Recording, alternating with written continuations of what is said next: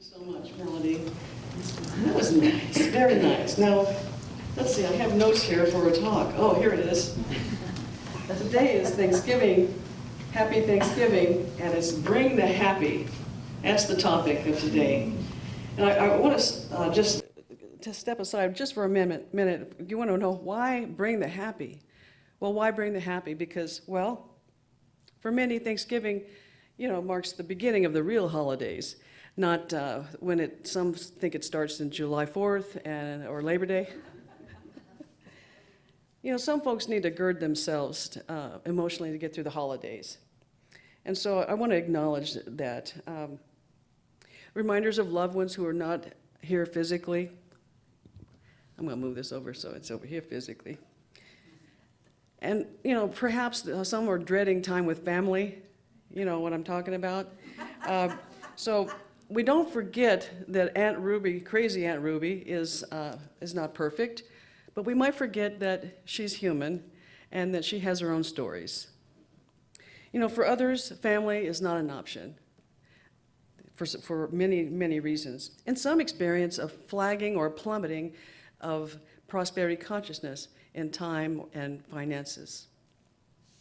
Well, we may be human and still evolving, but we're also students of new thought, right?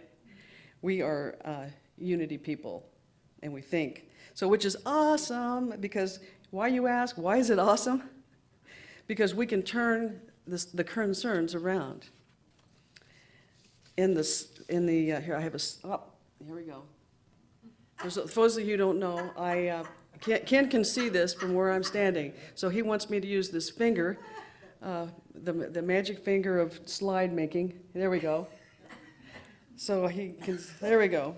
So in Lessons of Truth, Emily Cady wrote, "Desire in the heart for anything is God's sure promise sent beforehand to indicate that it is yours already in the limitless realm of supply. And whatever you want, you can have for the taking." And that quote is in the booklet that you hopefully you got a copy of on the table there. If you didn't, grab a copy. We can turn these concerns around. How do I know? Well, because I have felt those things. I've entered past seasons with less than prosperous health. I've experienced major losses. Two of them on the same date, bless you, two of them on the same date, right before Thanksgiving. I have worry-warded myself into a panic over time and money. But yet I know because I turned it around. I changed it around. And that's how I know. If I can do it, anyone can do it. We know we can turn it around. We can turn the frown upside down. We can turn bright faces, expecting our highest and best. And that's what we do. That's what we are all about. And we begin with gratitude. From the chicken soup from the soul, we recognize and appreciate what we do have.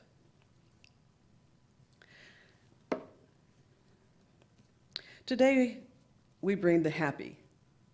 First, with gratitude. It's not that happiness brings us gratitude, it's gratitude that brings us happiness. We don't know who wrote that, but it sounds good, doesn't it? And it's true. It is true.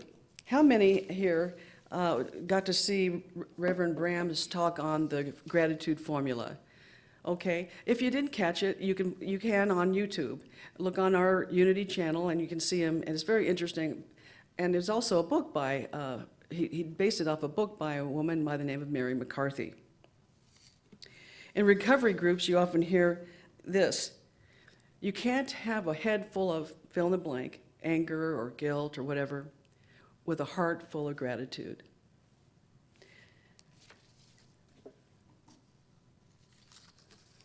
Today we bring happy and joy through gratitude and some humor. Snoopy is bringing his friends some root beer on a platter, bringing in the tray, serving them. And on the left you see this poor turkey has gone to a crystal ball reader. Why the silence? I guess she's afraid to tell him anything. What's coming here now? Okay. So why happy? Why joy? Why do so many people talk about it, write about it, sing about it, and and depicted in art, like these folks I'm going to talk about here. Aristotle. He says, happiness is the purpose of our existence. Happiness is dependent upon ourselves. Happiness is the purpose of our existence. This bold statement goes right to the point. That's why so many people talk about it, write about it, sing about it, and depict it in art. It is our innate nature, and it's our God-given nature is what we were born with. We were meant to breathe, and we are meant to be happy. From Abraham Hicks, being happy is the cornerstone of what you are. Nothing is more important than you feel good. It's our true north. So being happy, feeling that joy, that's our true north. And that's our compass, if you remember how they talk about it, Abraham Hicks. So our compass is true north. And if we're not feeling happy, if we're veering off our path, then we're feeling something different. And when we feel something different, we know, oh, I'm feeling something besides happy. Let's move that back. And Brene Brown, we hold the key to lasting happiness in our own hands. We spoke of Jack Canfield's Chicken Soup of the Soul series and all his writers who talk and write about happy. And Mike Dooley, how many of you have heard of Mike Dooley? Happiness is the one option you'll always have that no one can deny you. We've heard many stories about that, haven't we? Right, isn't it? We decide to be happy. Just like Abraham Lincoln said, most folks are as happy as they make their minds up to be, which is why we bring the happy, right? Next, thank you. Brendan Bouchard. Those of you who know me know I am a happy, joyful fan of Brendan Bouchard. If you haven't checked him out on YouTube, please do it. You cannot watch one of his videos without leaving at the end, and they're not long, without being happy and he brings the joy. He says, our most pressing job is to bring our aliveness and joy to this life. Mahatma Gandhi, he also wrote about it. These are all folks who wrote about it, talked about it. Mahatma Gandhi, happiness is when what you think, what you say, and what you do are in harmony. When we walk our talk, when we are in alignment, happiness is being centered in harmony. Are you happy yet? Are you already happy? And then we have our precious Sark. We love our precious Sark. Just looking at her artwork makes you happy. And she says there are many beautiful reasons to be happy. And there are musicians like Pharrell Williams. The world has been singing Happy since 2013, literally singing Happy, the song, since 2013. And of course, in 1988, Bobby McFerrin's Don't Worry, Be Happy.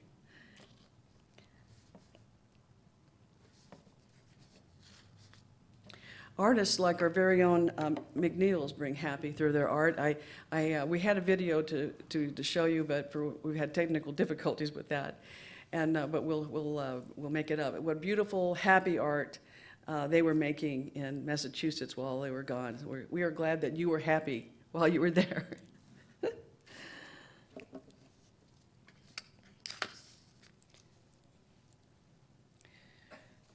What if you believed happiness is your true nature, your purpose, your existence?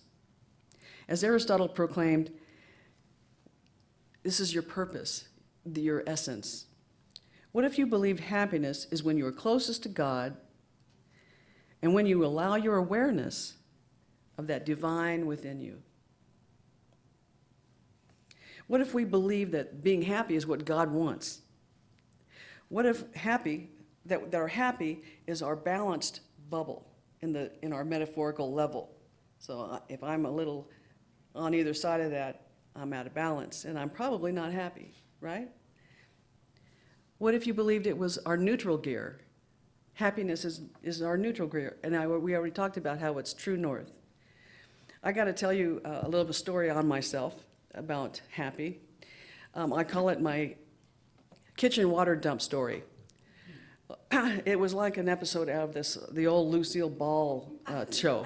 I'm not kidding. I literally dropped a pitcher of water, a gallon of water, all over the counter, all over the stuff on the counter, onto the bar stools and the cushions, on the floor, the drawers, doors, floors, everywhere. And also the bottom of my winter riding uniform that got soaked. You know how your pants can, which is actually sweatpants. So it's way too obvious to say I was not happy. Initially. Then something happened. I noticed that I wasn't as unhappy as I might have been. I was buoyed by all the happiness and gratitude I was steeped in while writing this talk. And that's what happened. In today's daily word reading, as our doer of good, Steve Gaskell, gave, we heard Reverend Eric Butterworth talk about a feeling gratitude and how it gets us into the full of greatness consciousness. And that's what happened. So I didn't actually giggle. I'm going to be fair, but didn't actually giggle, but it brought everything into perspective as I was slopping that water. So just as I was slopping that water, the happiness came from my very center, my true north, where that divine lives. And when I got out of my head, like, I don't have time for this, that's sort of getting it out of my head, you know what I'm talking about? Dr. Robert Holden writes, happiness is your original nature. It is you minus your neurosis. Yep. He says, happiness doesn't come and go. What comes and goes is your attunement to happiness. What he said. How many have heard of Dr. Robert Holden? He is the founder of the Happiness Project. He's written a lot of books, as you can see. He's a Hay House author, and he was a close personal friend of Louise Hay. Robert Holden ties happiness to love as well as gratitude. He says, your intention to love, no matter what, is the absolute key to happiness. What is our intention? Do we wake up in the morning with an intention to love the day? Do we enter a room eager to greet people with love in our hearts?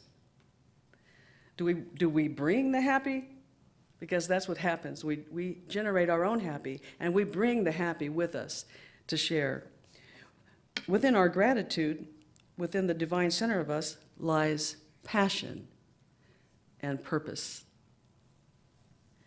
Our purpose, from where all else falls into place, when we allow our passion, our purpose, we bring the happy.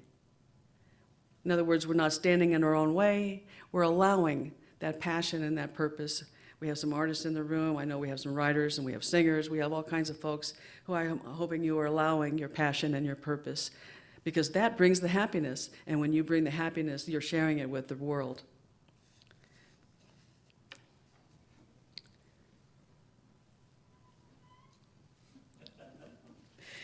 Doing what you love taps the divine and abundant font within and opens the floodgates of happiness you share with the world. Happiness is our purpose, and allowing our purpose brings happiness. So that's the theme here. That's basically what we read from Aristotle, am I right? You may have noticed some of these common themes, that purpose and passion and happiness go together. James Brown sang, there we go. Up, hello, one more, that, up, that, back. Okay, she lost one, okay. James Brown, some of you may remember, he sang a song which my friend Jane likes to mimic. It's your thing, do what you gotta do.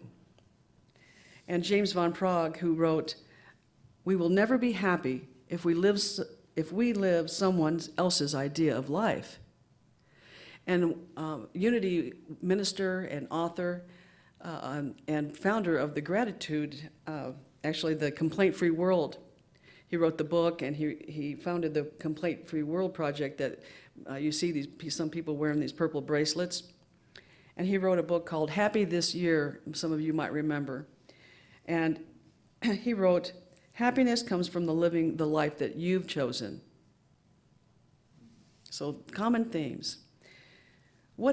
So do what you came here to do. Think you've already done it? Look again. Look within. What passion is bubbling up within you? Baking, painting, writing, or cheerleading others? What calls you to share your happiness through your passion? Ask yourself. I have another story for you. This is about a woman, and yep, there she is on the upper left there. Her name is June Berkey. June is a retired government worker, special agent for the Defense Security Service, and she worked in the field office there, and for many years there were some, let's just say, negative Nellie type special agents in charge, and also known as SACs. So the co-workers, out of self-preservation more than anything else, mimicked the SAC. And, when I asked her one time, June, how do you deal with that? All that negativity. She says, with a gleam in her eye, happiness is my best revenge. So she shared her happiness, and some of her coworkers rallied as a result. June brought her happiness everywhere she went. She calmed stormy waters, and she brought possibilities, and highlighting and giving people the possibilities of this. And she brought blessing to the contractors, the defense contractors that she went out to visit. I happened to be one, and actually Ken was too at one time. And when she would visit these contractors, she would bring this energy with her. And some of those people, that was the only ray of sunshine they saw all day. This was the kind of person that is the kind of person she is. And I'd like to read this. The greatest gift that you can give another person is your own happiness. And that's what we do, bring the happy. And that is what June does. These days, June volunteers, and did I say volunteers? A lot. And she just really is busy. She lives happily with her 4 rescue dogs and a parrot. That same parrot that 15 years ago, a coworker asked her to keep for a few days. And she still has. So her happiness was never about revenge. It never really was. But she brings her humor, and that humor went a long way to diffuse the situations during the workforce, and she still uses that in the places that she visits now. And her bright, happy attitude is very contagious. And she shares some advice with us. Look for gratitude every day, even if it's just the color of the sky, or just the trees against the sky, the color of those trees against that sky. Thank you, June. I think we can do that. Am I right? Yes. Thank you, June. I have to share something else. I love this so much, I wanted to share it. Some of you this is thinking way back, and some of you don't bother to think back this far. It's probably before you were born. This is Sarah von Brethnock, and I hope I'm saying that right. Anybody recognize that name? From her book, Simple Abundance. Okay, it's still a very valid book today. And you can still find it in used bookstores and even new bookstores and online. She says, and this is a sweet Thanksgiving prayer, I think. Oh, beloved Spirit, truly you have given us so much, an extravagance of riches. Give us, we pray, one more thing, the gift of grateful hearts, hearts that will not forget what you have done. And we are grateful. We bring the happy to Thanksgiving, to the holidays and beyond. And so it is. Thank you so much. Now, if you'd like to get comfortable and wiggle into your chairs a little bit, we're going to do a meditation.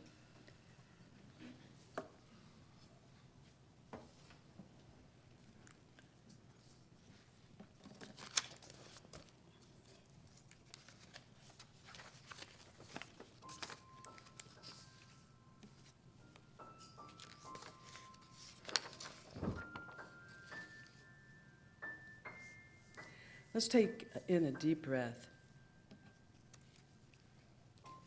Relax. And we'll invite the divine presence to surround us with loving and infinite protection, wisdom, and compassion. Allow the healing light, the healing energy to move through and around you. Relax, let go, and allow. Envision and feel this light surround and settle in your feet. Relax, let go, and allow. Allow the healing, loving, divine energy to gradually enfold you. Heal you. Feel this healing energy move up your body, touching each area, healing every aspect of your being. Every aspect on every level of your being is touched and healed. Now allow the healing light to fill this room and everyone within. Envision this healing, loving, peace enfolding yourself, your loved ones, your community, and the entire world. Relax and let go and allow. See our earth as it is from space. See the healing light grow, pulse, and do its work. Very gently, bring your focus back to your body and remain relaxed. We are here to give thanks for the first bountiful harvest in our lives, individually and collectively. Then for the lessons, even those we might have not consciously chosen. Please take a moment to consider and appreciate your personal gratitude in life.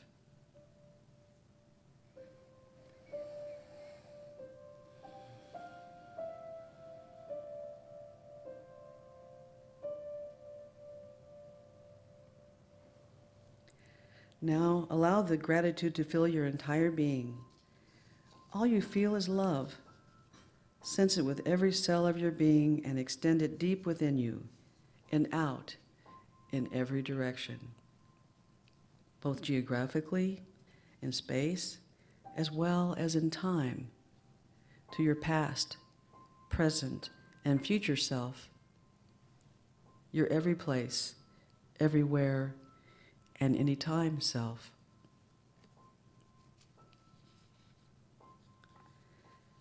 Bathed in gratitude and love, send it to yourself, no matter where and when you are, and surround that self. We don't care what you're doing or what you did. Just send the love. So it's okay. You're okay. And know your every wind self has received the message. Slowly bring your attention to your breath.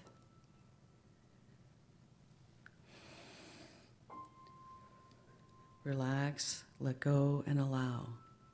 Release anything which no longer serves you, mistaken, inapplicable, and any other which may block your highest good. Release and let go. Relax, let go, and accept. You accept and celebrate the harvests of your year, clear away and plow your fields, and prepare the soil for your new seeds to take hold. Now immediately plant your new thought seeds in your fertile imagination. Allow and nurture them so they may grow strong and abundant now and in the seasons yet to come.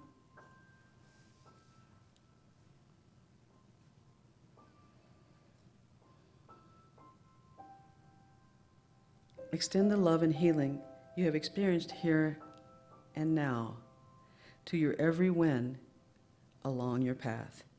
From where you are now, here in this room, where your hands and feet are, here and now, allow your gratitude, your joy, here and now.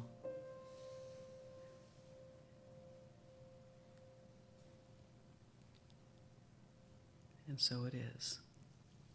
Amen.